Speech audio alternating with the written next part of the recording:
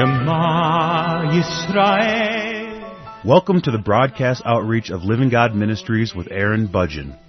Aaron discovered Jesus is his Messiah while preparing to be a rabbi. He now teaches for several organizations and is the teaching pastor for Living God Ministries. Strongly distinguishing between the Old and New Covenants, Aaron presents the Scriptures from a Judaic and historical frame of reference. Join Aaron now as he reveals the reality foreshadowed and the new life we can now experience because of what the Lord Jesus accomplished for us.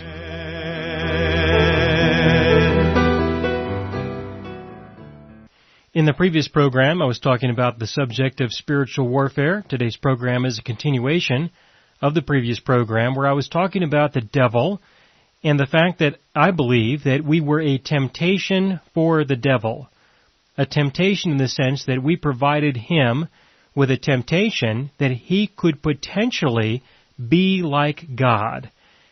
The way that our God related to us was on the basis of belief and trust, that he expected us to believe him, to trust in him, and when we believed him, we exercised a form of worship towards him. He wanted us to participate with him in the creation that he had made. He had asked Adam to name the animals, for example. He provided them with a garden to take care of. And so I believe that we have a lot that we can refer to in order to see that our God wanted us to be participants and to worship him through our belief in him and to be a part of his life as he would be a part of our lives. I believe that we were a temptation for the devil because the devil was able to use the law. The Lord gave the law that if we ate from the wrong tree, then in that day we would die. It was the law that empowered the devil, gave him the ability to kill us so that he could steal us, but because he could not use us in the way that God was able to use us, he ended up destroying us. But in the midst of that, I believe that we were a temptation for the devil in the sense that we were able to believe him, we were able to trust him. He told Eve, for example, that God lied to her, and so when Eve believed the devil, he was now able to be like God. When they participated in the things that he invited them to participate in, that was a form of mutual participation in this rebellious attitude, in this rebellious act, in this creation of a new way of life. There is an element of creation here that I want you to see, that the devil can have the ability to create in a certain sense. He cannot create in the same way that God can, but he can be creative in the sense that he came up with a lie and he came up with a new way of life on the basis of what is good and evil. That if you know what is good and evil, then you can live according to that which is good and not do that which is evil, and then you can be like God. And so this is what I was explaining in the previous program, and I read through a couple of passages in the previous program in Isaiah chapter 14, and also in the program before that, Ezekiel chapter 28. In this program, I'd like to start with Job. The book of Job has a lot to say about Satan's involvement in our lives. I would definitely like to encourage you to read the entire book if you haven't done it yet. If you haven't done it recently, read through it again to get a good idea about what took place there. And I believe that the Lord can give you some insights concerning the conflict that you are in and can give you a better understanding with regards to what may be going on in your own personal life. So I'm going to begin in Job chapter 1 verse 6, where it says, "Now there was a day when the sons of God came to present themselves before the Lord. And Satan also came among them. And the Lord said to Satan, 'From where do you come?' So Satan answered the Lord and said, 'From going to and fro on the earth, and from walking back and forth on it.'" Now, think about this for a minute. Here we have the testimony of the Lord in the book of Job. And it almost sounds like they're friends, doesn't it? I mean, you've got the sons of God showing up to present themselves before the Lord. This is probably happening in heaven, in the kingdom. We don't know what the event is, but the sons of God are there. Now imagine, what would you think if you were there? If you're a son of God, you're in the kingdom of heaven, you already lived your life here on earth, you died, you're in heaven, you have a new place, you have new things to do, you have a new life to live. And in the midst of your busy life, which I'm sure you're enjoying a lot, you go at an appointed time to go and present yourself before the Lord. Maybe have a little conversation with Him, tell Him about the things you're doing. Maybe you've got some questions for Him. He's available. He can talk with you. You go there. You show up. And while you're there with some other brothers and sisters, Satan walks in. He just walks in. He just strolls in. He shows up, takes a look around. I mean, what are you going to think? I personally would probably feel a little nervous. I mean, thinking about who he is and what he's been doing and how much I had to deal with him when I was here on earth, for example. I would be a little concerned. I'd be wondering, so, what are you doing here? You got some business here? You know, and the Lord speaks to him, talks with him, like, so, what you been doing? What's going on with you? And the Lord said to Satan, from where do you come? Where'd you come from? What you been doing? Right? I mean, if I was there and I watched the living God ask the devil, so where you been? What you been doing? I would just be very attentive. I would be very concerned, and I would be attentive, and I'd be wondering, what's going on? This, I believe, is a true testimony of a true circumstance, and I have reason to believe that this probably still occurs every once in a while, that they might still have these kinds of conversations. What does the devil say? What is he going to say? Is he going to give him a complete report? So Satan answered the Lord and said, from going to and fro on the earth and from walking back and forth on it, he's just kind of checking things out. He's walking around. He's doing things. Have you considered my servant Job? This is verse 8. Then the Lord said to Satan, have you considered my servant Job, that there is none like him on the earth, a blameless and upright man, one who fears God and shuns evil? So, can you get a feel for what's going on here? It's like the Lord says to the devil, so buddy, remember we're buddies, right? I mean, we were tight, right? We were close. We were friends once. So where you been, huh? Well, I've been down on the earth. What you been doing? I've just been walking around, just checking things out. Yeah, and so when you're down there, did you notice Job? You know, my servant Job. And by the way, he fears me, doesn't he? Huh? Right? You're down there because all these people fear you and they worship you because of all the destruction that you caused, right? Because you're the one who got everybody to believe you instead of believing me. You're the one who gave them this satanic lie that they can live according to the knowledge of good and evil, and we've been watching to see how that plays out. But in the midst of that, did you notice that there's a guy down there who likes me? Have you noticed that? And so the devil says, well, yeah, but, well, let's see what he says. Continuing into verse 9, so Satan answered the Lord and said, does Job fear God for nothing? It's a way of saying, does he fear you for nothing? I mean, do you really think you're impressive, God? God, you think that you're it, right? You think that you're so good. You think that you're so awesome. You think that you're the only one, but he doesn't fear you for nothing.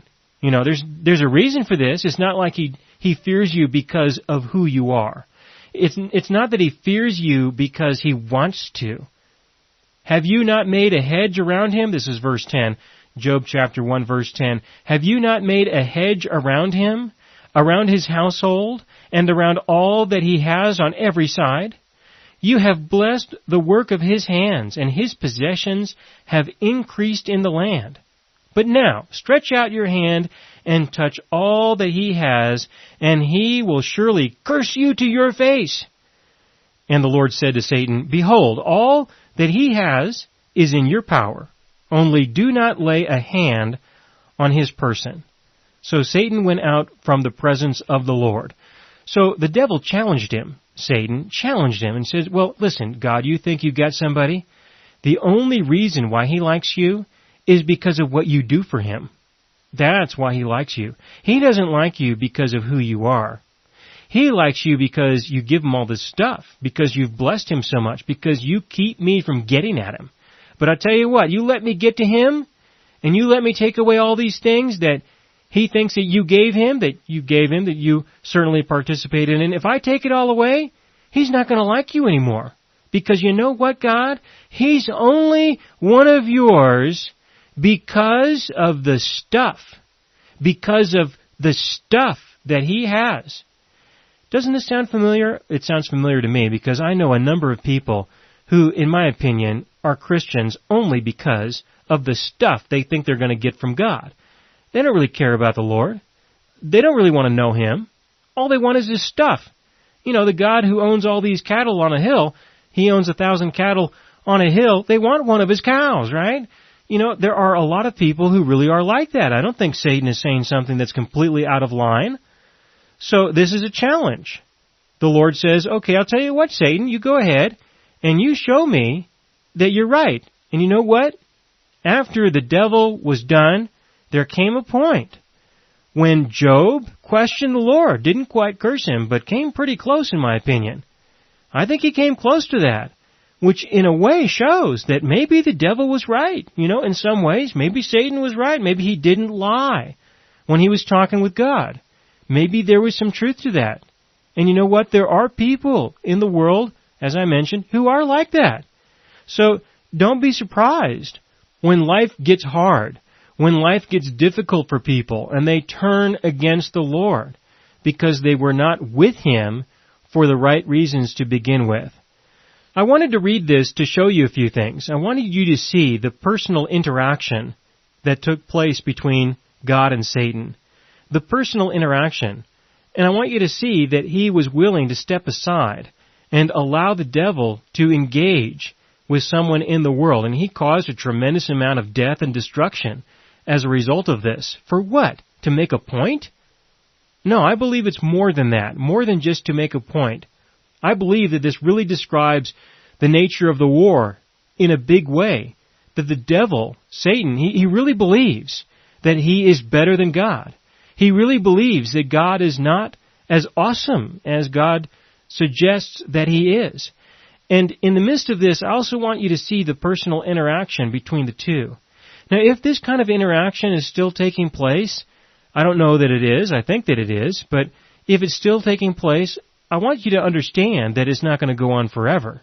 The devil might perhaps think that it will, but I don't think so. I really believe that the day will come when he will end up in Sheol. He will end up there in the place where there will be no escape, and that will be relocated, just as the paradise part of Sheol was relocated to the kingdom of heaven. It's my belief that one day the bad part of Sheol, where the demons are locked up, will eventually be relocated to a place that I believe is referred to as the lake of fire. But this is just my personal opinion concerning my beliefs of what things will look like in the future. I will certainly wait to see how those things unfold and not say that this is absolutely the way it is going to occur. Now, when the devil goes, all of this destruction takes place. I got to ask you, is this God's fault? Is it God's fault? Is it the Lord's fault that all of this pain and suffering occurred? I will say no. I will say it is not His fault. He might have opened the hedges of protection a bit, but that doesn't mean that it's His fault. It's the devil's fault. It's Satan's fault. He was the one who went in and caused this kind of destruction. Through his own influence and his own power, he got other people to participate because he had influence over them. But the point is that you cannot blame God for this. This is not His fault. Just because He removes Himself or removes the hedges of protection that He provided doesn't mean that He is now at fault. It just simply goes to show that He is willing to allow people to be free. He is willing to allow things to unfold, for things to take place. For what? So that a greater thing can be accomplished. Even though we may not approve of the things that follow, that doesn't mean that they're wrong. Do not pass judgment on God and say that He has sinned or that He has violated someone because of his activity or inactivity. You have to trust that He knows what He's doing and that He will do something that is good.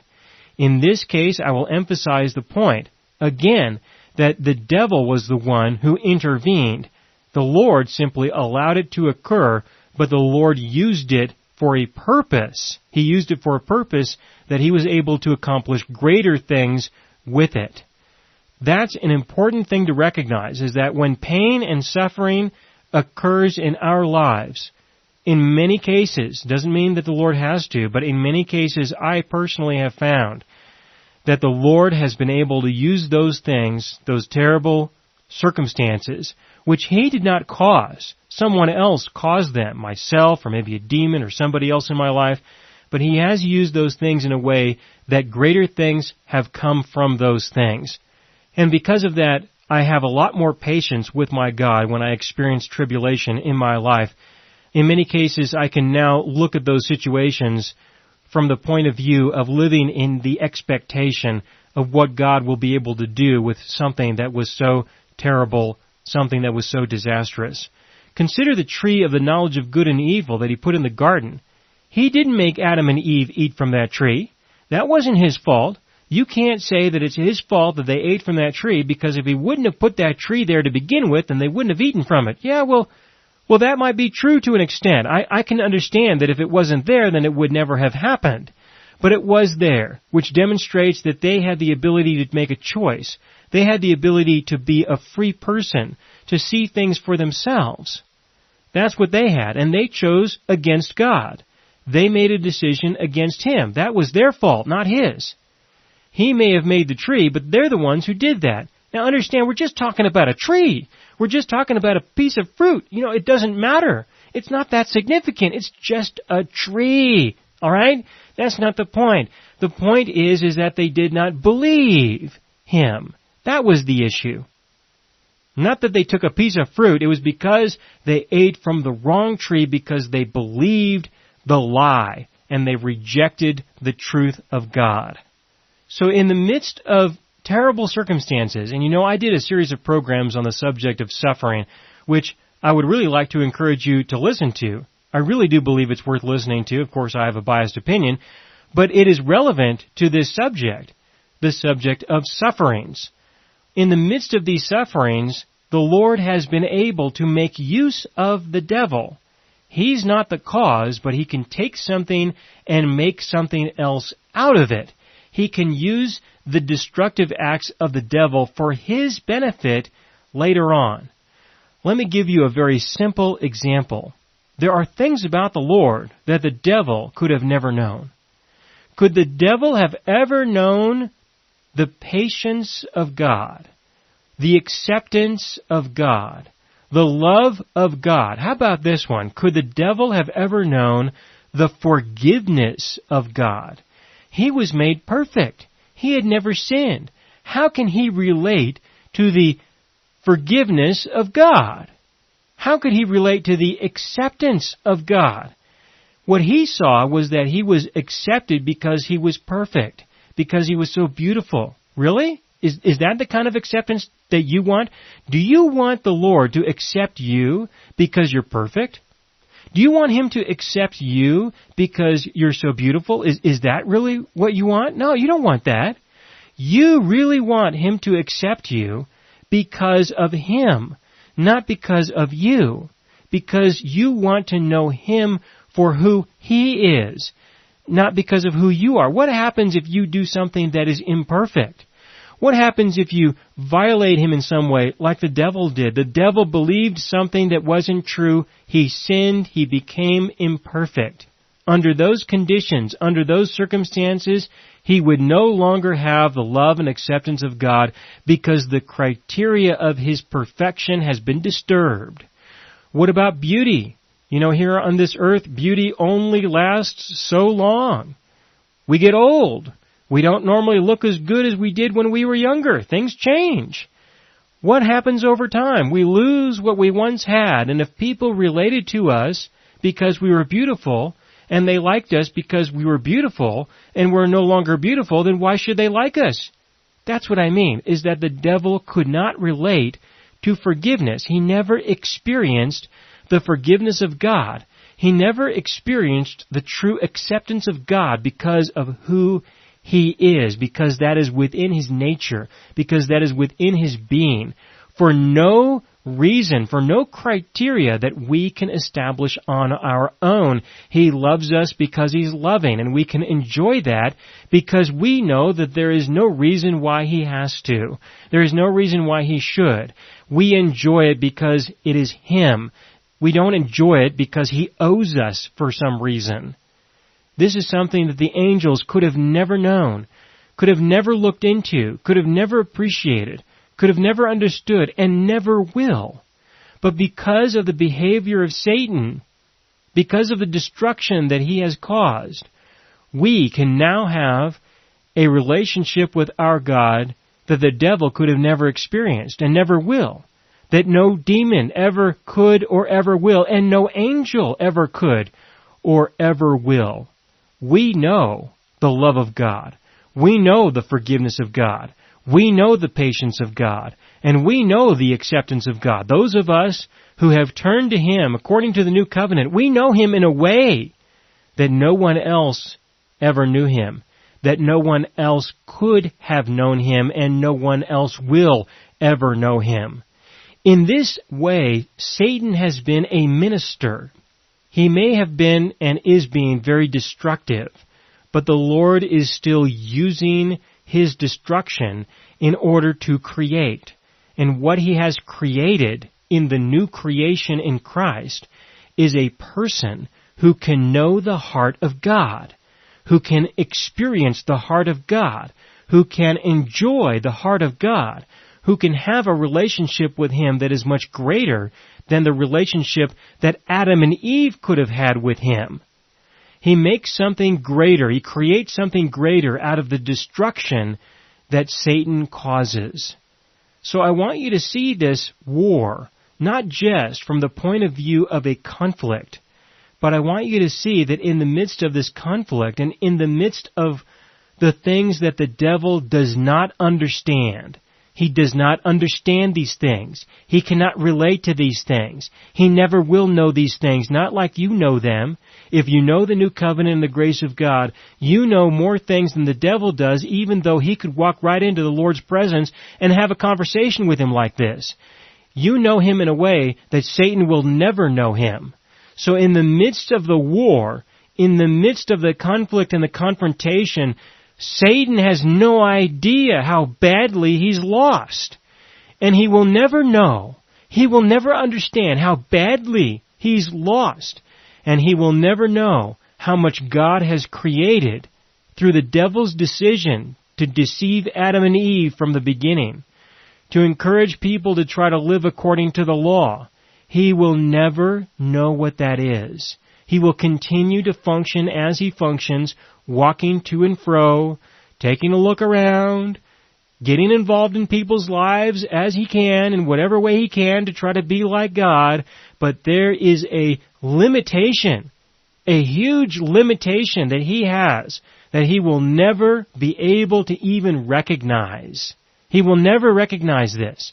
So if you ever have the attitude towards him, an attitude such as, Satan, why are you doing this? I mean, what are you continuing to do this for? Why are you still here? You know, why are you still a part of our lives? It's because he doesn't know any better. All right? He doesn't know any better, and he won't know any better. He's doing all that he knows, as far as he can go. And he simply will never be able to relate to the Lord as you can. He will never see things as you can see things. Now, I'm not saying that to try to encourage you to have mercy on him at all. I just want to say this so that you understand that the Lord is still making use of him, and that he is a minister in this sense. Yes, he causes destruction. Yes, he has caused suffering. But the Lord has been able to make use of what he did. Not what the Lord did, but he has been able to make use of what the devil has done. For example, consider Hebrews chapter 2. Hebrews chapter 2, verses 9 and 10. But we see Jesus, who was made a little lower than the angels, for the suffering of death, crowned with glory and honor, that he, by the grace of God, might taste death for everyone. For it was fitting for him, for whom all things, and by whom are all things, in bringing many sons to glory, to make the captain of their salvation perfect through sufferings. But who caused the sufferings? It wasn't God, it wasn't Jesus, it wasn't us, it was the devil who instituted this, who invoked this. And of course, he used people to participate in this as they get to participate in the work of the devil. But we get to participate in the work of God. He may be trying to be like God, but he will never be God. We know the real God, and we know the real work and the real participation that we have the privilege of being a part of in the life that we get to live. But when you see sufferings, if you understand where blame is properly placed, and you understand how the Lord will make use of these things, you can walk through them, you can live through them, and you can continue to be a part of this war, a part of this battle, in the midst of them, trusting your God, believing your God, and knowing that His creative capacity is beyond compare, and it is something to live in anticipation for. Instead of sitting around asking Him why, you should be standing up, leaping for joy, saying, I look forward to seeing what you will do with this. Now, in the next program, I'm going to talk about the nature of war, the nature of the war. To understand the nature of the war, you need to know what the fight is and what the fight is over. And I will explain this in the next program.